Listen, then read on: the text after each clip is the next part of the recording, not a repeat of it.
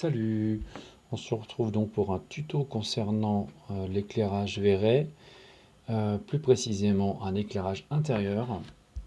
Donc on va utiliser tout simplement des éclairages de surface qu'on va disposer donc dans la scène.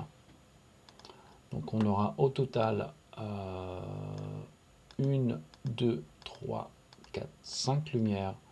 Donc une lumière principale, une lumière secondaire, une autre lumière secondaire, notre lampe de bureau, et enfin la dernière, le chandelier. Donc voilà, on se retrouve donc pour la suite. C'est parti. Alors donc on va ensuite dans nos réglages de rendu. On va donc choisir le Véret Bridge.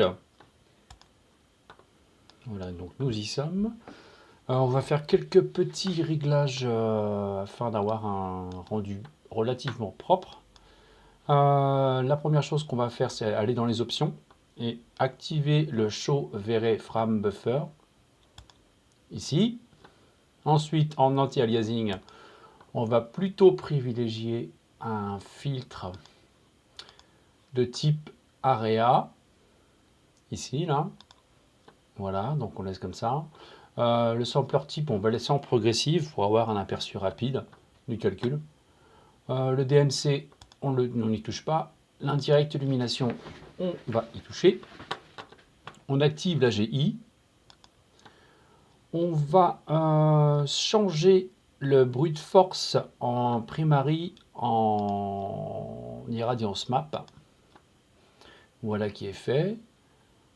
Ensuite, on va se diriger vers le color mapping.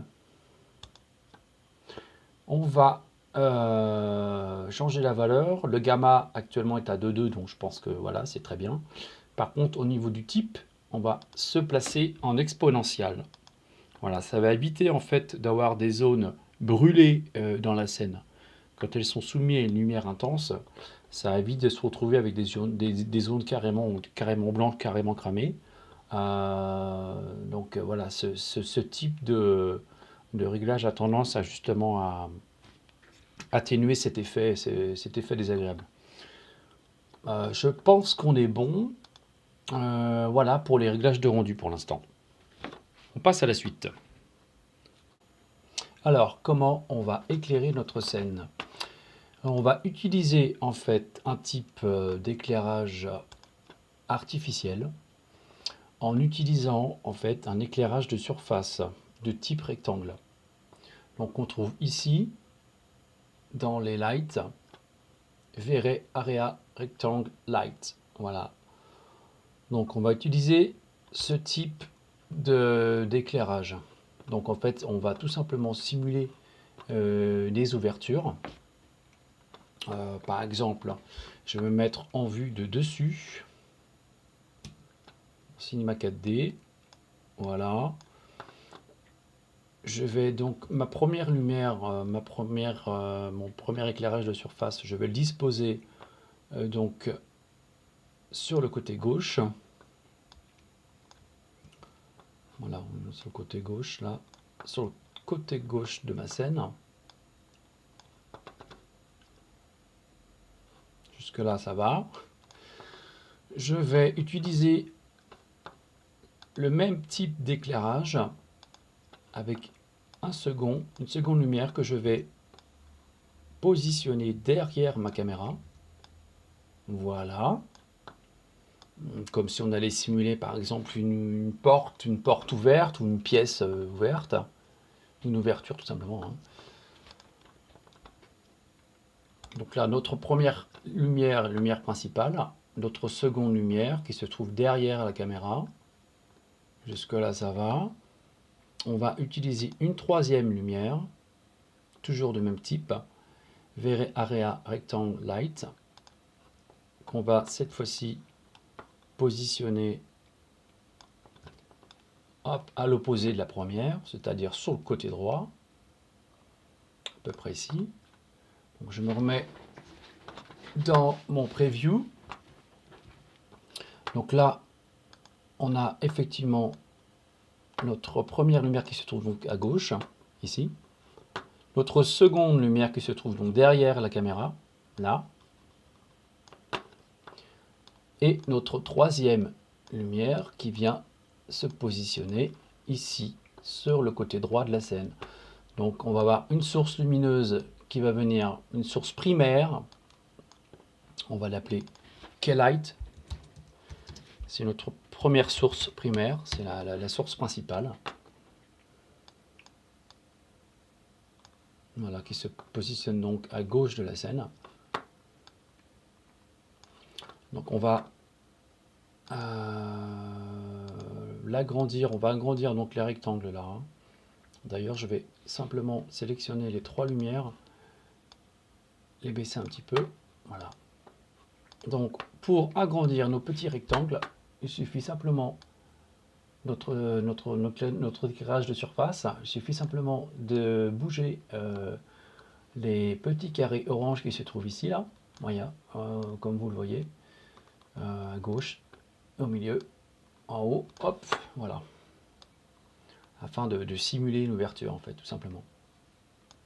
Donc, la seconde lumière qui se trouve derrière la caméra, je pense pas, si on va la baisser un petit peu, elle a l'air assez haute.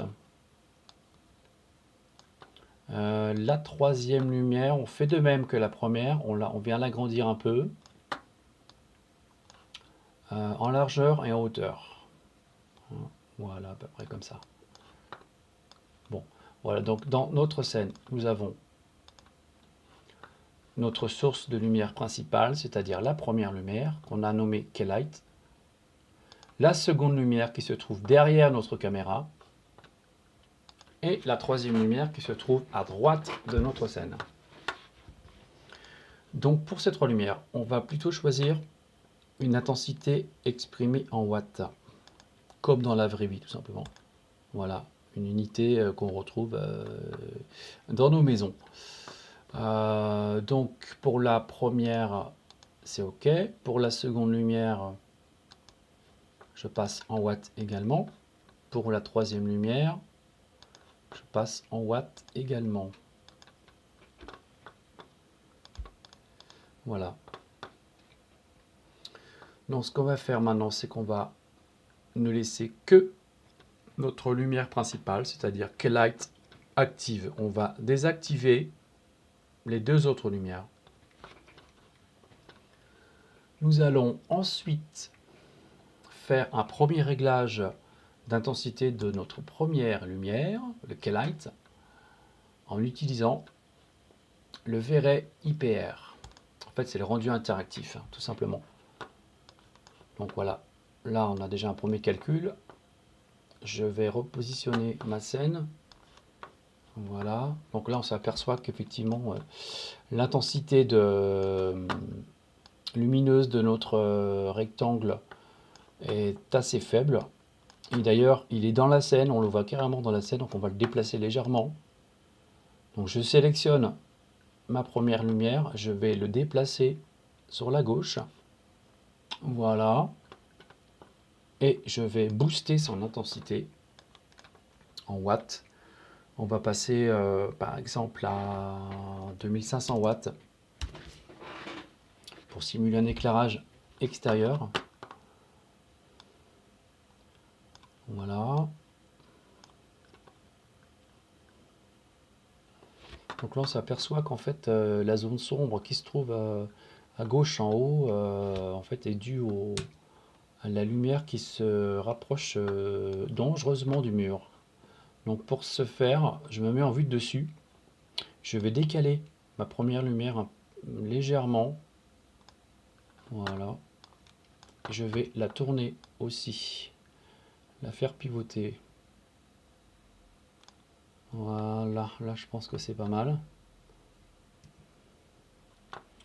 Donc voilà, en fait, pour éviter ça, j'ai donc repositionné légèrement la première lumière. J'ai fait une petite rotation. Je ne l'ai pas mis parallèle à la scène, mais carrément, j'ai désorienté un peu. Donc je pense que la première lumière a un effet intéressant. sur l'éclairage venant de l'extérieur. Donc maintenant, pour aider cette première lumière, on va utiliser une seconde lumière, celle qui se trouve derrière la caméra, la lumière 1. Donc on va voir comment elle fonctionne, la lumière 1. Donc pour ce faire, je vais être obligé de désactiver ma première lumière et d'activer celle qui se trouve derrière la caméra pour appuyer notre première lumière. Donc là, c'est relativement faible. On va passer à 800 watts, je pense. Voilà. C'est juste un appui, tout simplement, hein. C'est pas de la lumière principale. Notre lumière principale, c'est K-Light. Donc voilà. On va laisser ça comme ça pour l'instant. Ok, donc la seconde lumière est à peu près réglée. On passe à la troisième lumière. Je vais activer la troisième lumière et je désactive les deux premières. Donc la troisième lumière, c'est celle qui va simuler l'ouverture ou une porte ou je ne sais quoi qui se trouve à droite de la scène. Donc là, on s'aperçoit que c'est relativement faible. Donc pour notre lumière se trouvant à droite de la scène, on va passer à 800 watts, comme la seconde lumière. Voilà. On a quand même quelque chose d'intéressant de ce côté-là. En fait, on est en train d'équilibrer les lumières. Là. En fait, on fait une balance générale des lumières. On utilise 3 points de lumière dans notre scène. Donc là, je vais pouvoir activer toutes les lumières. Le K-Light, c'est-à-dire la première lumière qu'on a mis sur la scène, la lumière principale. La seconde lumière qui se trouve derrière notre caméra, qui vient appuyer tout simplement la première lumière. Et notre troisième lumière, que je vais renommer d'ailleurs troisième lumière, parce que là, c'est pas très net. Lumière. Voilà, ça sera peut-être un peu mieux comme ça. Donc on va essayer de trouver un équilibre à peu près correct. Une scène pas trop cramée. Donc, d'après ce qu'on voit en prévisualisation, ça a l'air d'être pas trop mal. On va faire un petit rendu avec les réglages qu'on a fait tout à l'heure concernant les réglages de rendu justement. Donc en activant dans les options le vrai frame buffer, pardon. Hop, on lance un petit rendu, on va voir ce qui se passe. Et on devrait avoir quelque chose de pas trop mal.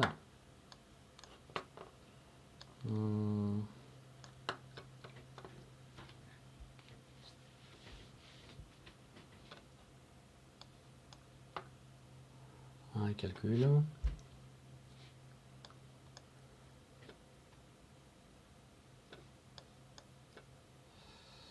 Voilà, c'est pas trop mal. Après, il faut vraiment trouver un équilibre des lumières dans la scène, entre la lumière 1, lumière 2, lumière 3. Mais là, je trouve que dans l'ensemble, pour une première approche, c'est assez correct. J'arrête le rendu, je stoppe. On va aussi utiliser, donc là, on a nos 3 sources de lumière. Donc la source de lumière principale, K-Light ici, d'accord, qu'on a réglé donc en intensité à 2500 watts. Ensuite, la seconde lumière qu'on a placée derrière la caméra, ici, qu'on a réglé à 800 watts. Et enfin, la troisième lumière qui se trouve donc sur le côté droit de la scène, à 800 watts également. Donc jusque là, il n'y a rien de compliqué. On a utilisé la méthode 3 points. Il y a la méthode 2 points, la méthode 3 points, voilà. Ce qu'on peut faire maintenant, c'est qu'on va aller plus loin aussi dans la simulation de l'éclairage en ajoutant dans notre scène une petite sphère pour simuler notre lumière qui va se trouver à l'intérieur de notre spot ici. Là. Voilà, donc on a réglé nos 3 lumières. Maintenant, ce qu'il va falloir faire, c'est ajouter une petite ampoule ici, là, au niveau de la lampe. Dans un premier temps, on va plutôt activer verrez IPR, le rendu interactif. Pour voir un truc. Voilà, donc ça, c'est notre rendu de base, éclairage 3 points. Donc on va désactiver nos 3 lumières, d'accord? On les désactive. Et là, c'est tout noir, c'est normal. Ok. Donc pour l'instant, c'est ce que je voulais. Ok, donc on ferme la fenêtre. On va donc venir ajouter à notre scène une 4e lumière, c'est-à-dire une 4e source lumineuse. Ça va être celle donc de notre lampe, ici, la jolie lampe. Donc pour ce faire, on va aussi utiliser un éclairage de surface, donc verrai light de type sphère, ok, pour simuler simplement une ampoule. Donc le radius, on va considérablement le diminuer. Déjà, il faut que je puisse identifier où se trouve voilà, ma sphère en question. Donc je vais positionner ma petite sphère, ma petite loupiote, où elle se doit être. C'est-à-dire, elle se positionne à l'intérieur donc de ma petite lampe. Voilà, hop, hop, hop, hop, hop. À peu près ici. Voilà. Le radius, il est bien trop grand. On est d'accord, donc on va le baisser. On va utiliser peut-être une valeur de 4 cm, 4 cm 5, 4 cm. Voilà. On va choisir ensuite son intensité lumineuse. On va toujours rester en watts. On va s'exprimer en watts, comme dans la vraie vie, tout simplement. Avec une ampoule de 60 watts. Voilà. Donc on valide 60 watts. On est d'accord, on est en watts. On a utilisé donc une lumière de type éclairage de surface, de type sphère, qu'on a glissé en fait simplement à l'intérieur de notre lampe. Voilà, ici. Donc je reviens en cliquant ici sur ma scène. Voilà. Je vais de nouveau activer l'éclairage, le rendu interactif pour voir comment se comporte notre petite loupiote. Voilà, ben, elle joue bien son rôle, donc elle vient simplement éclairer comme il se doit en fait notre scène, ni trop fort ni trop faible. Je trouve que c'est pas trop mal. Donc à cette petite loupiote là, on va lui ajouter une petite coloration. Donc pour ce faire, on va aller dans Light Color. Voilà, ici, on se met en mode RGB. On passe en mode RGB. Ou en Kelvin, c'est comme vous voulez. Température, en fait, c'est température de couleur. RGB, voilà, j'ai déjà noté un petit indice, quelques chiffres. Donc on va choisir une couleur un peu plus chaude. Donc en RVB, on va choisir R255, V145, B66. Voilà, on va se rapprocher en fait d'une tonalité un peu plus chaude, orange tout simplement. Donc on valide et voilà, donc on a tout de suite un changement qui s'opère dans la fenêtre. Donc là on est d'accord que on vient d'ajouter à l'instant donc dans notre scène une ampoule pour simuler en fait l'éclairage de notre lampe de bureau là, lampe de salon comme vous voulez. Donc si je viens maintenant activer mes 4 lumières, donc je laisse allumer ma lampe de bureau là. J'active donc mes 4 autres lumières. Donc là, on a quand même quelque chose qui devient intéressant. Voilà.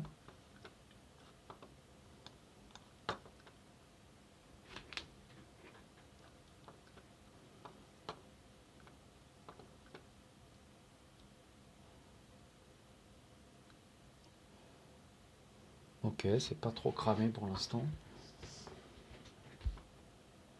Je pense qu'au niveau de l'intensité, on va laisser tel quel. On sera peut-être amené à booster peut-être ou diminuer légèrement l'éclairage, notre première lumière en fait, K-Light, que je trouve un petit peu fort quand même. Donc voilà, ça c'est fait. Donc c'est réglé pour notre petite lampe là. Donc je désactive en fait mes 3 lumières. Je vais laisser donc la lumière de ma petite lampe allumée. Je retourne dans mon rendu interactif. Je contrôle quand même une dernière fois si tout se passe bien. Bon, elle est relativement... Elle est très orange cette lampe là, donc je vais plutôt revenir sur un orange un peu moins... un peu plus blanc, on va dire. Voilà, un peu plus naturel peut-être. Voilà, donc maintenant on va passer au chandelier. Hop, j'arrête le rendu interactif. Voilà, donc je pense que pour la lampe de bureau, c'est bon. On passe à la suivante. On se retrouve pour un dernier éclairage concernant le chandelier dans notre salon là. Donc comment on va faire pour simuler l'éclairage de chaque ampoule? Alors j'ai trouvé bon en fait de sélectionner chaque ampoule ici et d'en faire une seule. C'est-à-dire que j'ai sélectionné chaque polygone de chaque ampoule que j'ai transformé en une seule ampoule. Ce qui est très pratique. Donc j'en ai fait un mesh. Un mesh. Voilà, ok. Donc ce mesh là va nous servir en fait d'éclairage. Donc on va indiquer à Verret, à la lumière de Verret, qu'on va utiliser ce mesh là comme source lumineuse. Bon, jusque là c'est ok. Donc on sélectionne, on vient chercher dans nos lumières Verret le type Mesh Light ici. Voilà, on va renommer Mesh d'ailleurs aussi pour pas se planter. Donc on va sélectionner une intensité exprimée toujours en watts avec une puissance de 60 watts. Je pense que c'est relativement correct. Donc on va indiquer à Verret, comme je le disais précédemment, qu'il faut donc utiliser notre mèche comme source de lumière. Donc pour ce faire, il va falloir glisser dans l'onglet Area Light ici notre mèche dans la géométrie. Donc je sélectionne le mèche de ma lampe que je viens glisser dans la géométrie de ma lumière Verret Light Mesh. Voilà, comme ceci.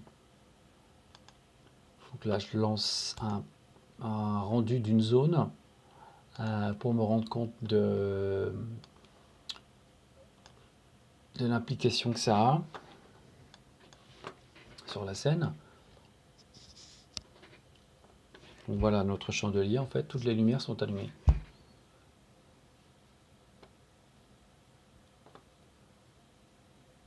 Voilà, je pense que 60 watts, c'est bien suffisant. Ok, donc notre chandelier donc, est éclairé grâce au mesh light. Je pense qu'on va passer à l'étape suivante, c'est-à-dire la température de couleur. En fait, on va donc tout simplement changer la couleur des lampes et jouer sur le contraste des lampes justement pour avoir quelque chose de plus sympathique dans la scène. A tout de suite. Voilà, donc maintenant qu'on a placé toutes nos lumières dans la scène, on va pouvoir jouer en fait avec la couleur de température de ces lumières. C'est-à-dire que la lumière qui se trouve donc à gauche de notre scène, la lumière principale, venant de l'extérieur, on peut considérer qu'elle est légèrement bleue, donc un ton un peu bleuté. Donc pour ce faire, on va simplement donc sélectionner notre lumière extérieure, qui est light là. On va changer sa couleur dans Light Color. On va choisir l'unité K, pas RGB ou autre, on choisit K comme Kelvin, la température de couleur tout simplement. Et on va bouger notre curseur vers les tons bleutés, les tons froids en fait. Voilà, donc on va choisir une couleur, on va s'arrêter sur du 8000 pour avoir une teinte un peu bleutée. Ok. Ce qu'on peut faire, c'est qu'on peut activer le rendu interactif V-Ray IPR pour se rendre compte des événements en temps réel, ce qui est relativement pratique. Donc voilà, on tient quand même là, on voit tout de suite le changement s'opère avec une teinte bleutée qui vient donc de la gauche de notre lumière principale. Sur notre seconde lumière qui se trouve donc derrière la caméra, on va plutôt sélectionner une couleur chaude. Donc là, mon curseur qui était à 8000, je le déplace vers le orange. Voilà, aux alentours de 4000, 3005, 4000, 4000 degrés, ouais, 4005, voire 5000, pour avoir un orange assez faible, mais quand même présent. Voilà, donc on voit bien que le changement s'opère. Pour notre troisième source de lumière, donc celle qui se trouve à droite de notre scène, on fait de même. On va sélectionner Light Color, on sélectionne donc notre troisième source de lumière. Donc sa couleur de température, on reste à 5000 également, je pense. Ouais, 4005, voire. Un orange un peu plus soutenu. Voilà. Et il va y avoir une modification. Voilà. Qui s'opère en temps réel. Donc là, ce qu'on pourrait affiner, c'est ce fameux réglage là, cette troisième lumière finalement qui est relativement forte. Sur le côté droit de la scène, je propose qu'on baisse en fait son intensité, on passe de 800 à 600, qu'elle ne prenne pas trop le dessus sur notre lumière principale. Ce n'est pas le but, c'est vraiment pour appuyer. Donc là, ça me semble pas trop mal. Notre lampe de bureau, donc tout à l'heure on avait sélectionné une couleur chaude, voilà, donc Kelvin, une unité de couleur, on a 4500, c'est pas mal. Pour notre chandelier, là on n'a pas choisi une couleur super. On va donc sélectionner aussi une couleur chaude, donc Kelvin, donc je déplace mon curseur, je règle à 4005, je pense que 3005 voire, un orange encore un peu plus soutenu. Voilà. Donc une fois qu'on a fait, qu'on a réglé nos couleurs, on va pouvoir passer au rendu de notre scène. Alors, je vais vous parler d'un élément important, c'est la caméra dans la scène. Donc la caméra est notamment le shutter speed en fait. C'est grâce au shutter speed qu'on obtient plus ou moins de lumière dans la scène. Par exemple, on va ouvrir une nouvelle fenêtre. J'ouvre une nouvelle fenêtre vide. Je sélectionne par défaut une caméra. Vrai physical caméra. Et on voit que sur cette caméra, donc on a le film ISO qui est à 100, le f-stop à 8, le shutter speed à 200. Ça, ce sont les réglages par défaut de Véret pour la caméra. Donc je reviens dans ma scène. Je vais appliquer les réglages qu'on vient de voir, les 100 en film ISO, f-stop en 8, ça bouge pas, le shutter speed à 200. Et là, on va s'apercevoir tout simplement qu'en augmentant la valeur du shutter speed, on a moins de lumière. Donc je vais activer mon Véret rendu interactif pour me rendre compte du résultat. Donc là, on voit tout de suite que la lumière est carrément baisse de façon importante. Si je reviens à ma valeur de tout à l'heure, 40, voilà, la lumière est bien présente dans la scène. Si je passe à une valeur de 100, elle sera moins présente. Je vais exagérer, un shutter speed à 500, là, ça commence à être très très sombre. Un shutter speed à 2000, c'est presque très très très très très sombre. Et ainsi de suite. Voilà, donc pour avoir plus de lumière dans la scène, on ne touche pas au film ISO, on ne touche pas au f-stop, on touche uniquement au shutter speed. Et on choisit une valeur située entre 0 et 100 peut-être. Pour cette scène-là, j'ai préféré rester sur une valeur de 40. Voilà, je trouve d'ailleurs que c'est un petit peu trop. 50. Ouais, après, non, je vais rester sur une valeur de 40 pour l'exercice. Donc voilà, ça c'est le rôle du shutter speed en fait. Quand on veut obtenir plus de lumière dans notre scène, on touche uniquement à cette valeur et à rien d'autre. Donc voilà, on est prêt pour réaliser notre rendu final. Concernant la caméra, j'ai oublié de vous parler d'un truc. C'est que le white balance de notre caméra, quand il s'agit d'un rendu intérieur, on va privilégier le neutral. De cette façon, quand on va texturer notre scène, on va le faire correctement en fait, tout simplement. Donc il est préférable d'utiliser quand on a des rendus d'intérieur, le white balance preset en neutral. Donc notre shutter speed est à 40, le f-stop à 8, le film ISO à 100. Ça, donc ça c'est ok. Donc toutes nos lumières sont prêtes, sont disposées donc dans la scène. Donc la lumière principale venant de gauche, la lumière venant de derrière la caméra, la lumière 3 venant de la droite, notre lampe de bureau, notre petite ampoule, et enfin le chandelier. On va activer maintenant dans le réglage de rendu les effets de glow, de glare, de bloom et tout ça, pour avoir un effet un peu plus sympathique, notamment concernant les éclairages, les lumières.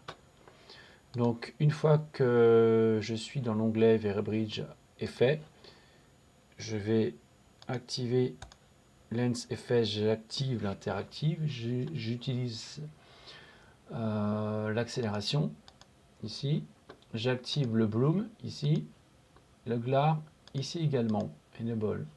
Jusque là ça va. L'anti-aliasing, je crois que tout à l'heure on l'avait bien réglé. L'irradiance map également.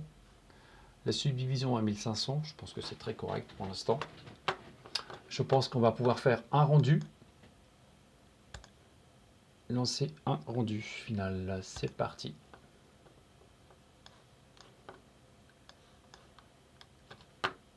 Donc, j'agrandis la fenêtre.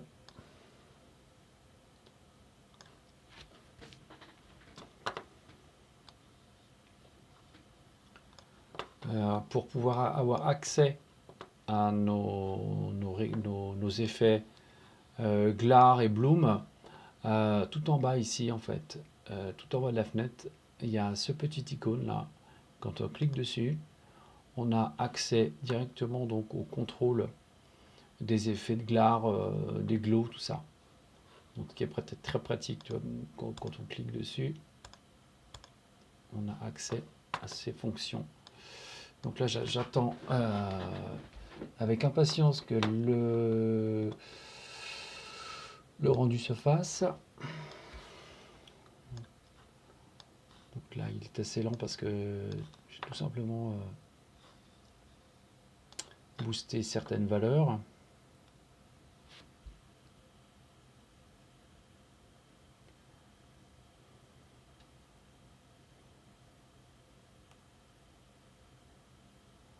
Voilà. Ok. Bon, je ne vais pas le laisser terminer. Comme on est en rendu progressif, il va falloir que j'appuie à un moment donné parce que sinon on va y passer 1 heure. Donc là j'attends qu'il y ait moins de grains dans l'image. Ça me semble.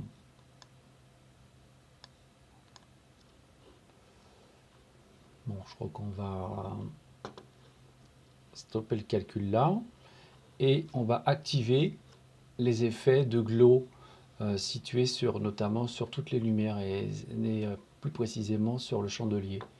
Donc là j'appuie sur stop, j'attends que le bouton soit grisé, voilà.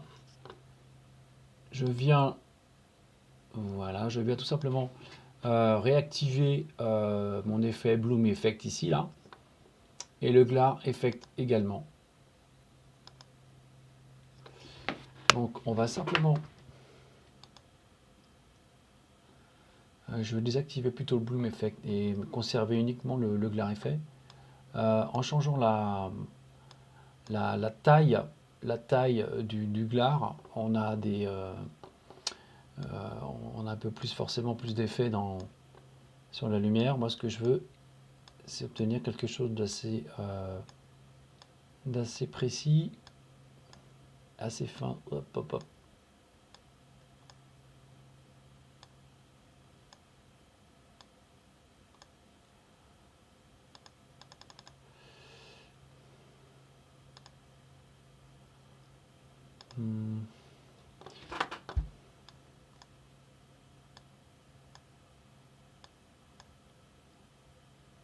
Voilà, c'est pas mal.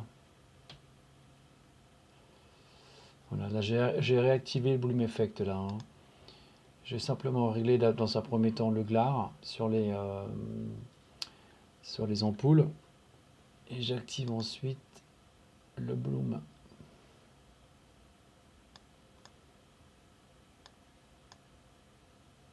Ouais, pas trop prononcé quand même.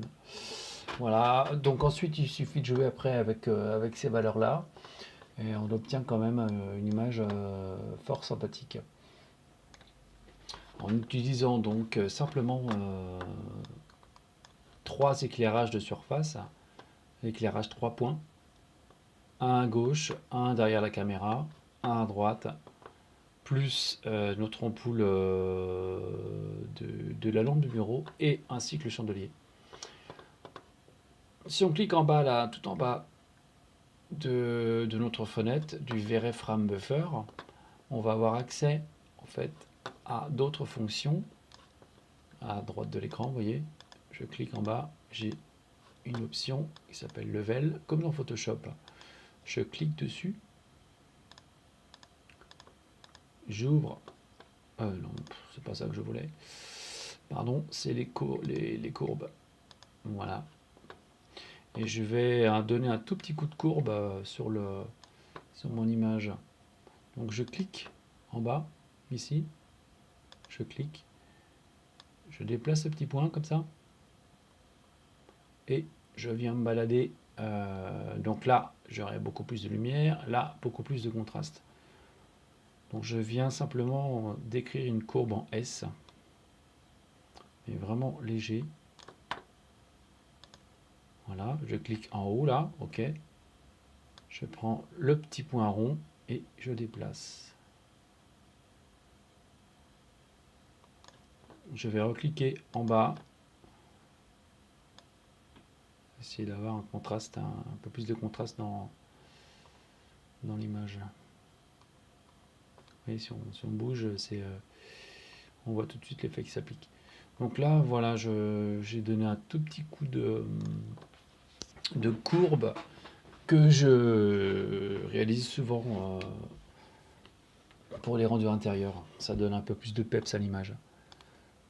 Donc en ayant activé donc, les effets dans les réglages de rendu de V-Ray, les effets ici, on obtient quand même justement quelque chose de très sympa dans l'image. Donc les fameux glow, tout ça. On arrive à avoir une image très propre et très correcte. Voilà. À bientôt.